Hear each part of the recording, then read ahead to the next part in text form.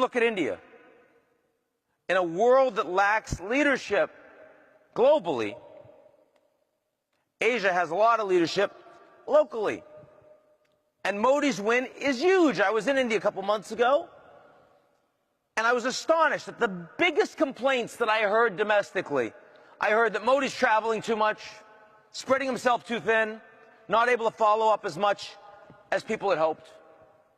I also heard that Arun Jaitley, who is the extremely competent Minister of Industry, Communication, Commerce, and like 3 other things, because the Modi's actually consolidated what had been a 70-person cabinet, is working so hard that he looks sick and that they're worried about his health.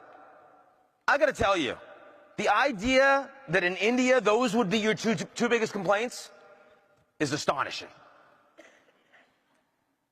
Right? I mean, this is a country that never had leadership of a party, and now you have Modi that actually controls the BJP. This is a government that actually shows up for work. This is a government that actually isn't corrupt. Truly isn't corrupt. That's astonishing in India. Now, don't get me wrong. The place is decentralized. It's going to take a long time. But you have a good 9 chief ministers of key provinces along the Western Industrial Corridor.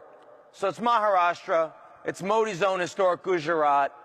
You look at Hyderabad, you look at Bangalore, and these are places that are aligned with Modi, and they are implementing policy, and they are going to take off.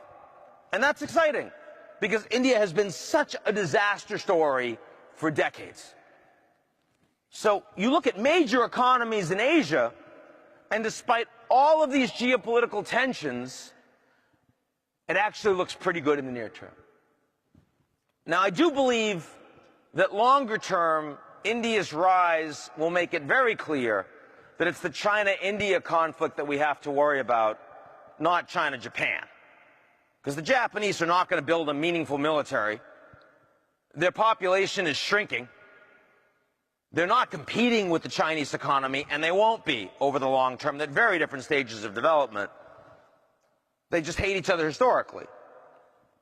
But India-China, if India is actually getting their game on, when you see Modi going to Vietnam and saying, we'd really like some blocks for exploration for energy, in return we're going to sell you a bunch of Coast Guard vessels so that you can deal with the Chinese more effectively in the South China Sea, that long-term poses a serious problem. But not today.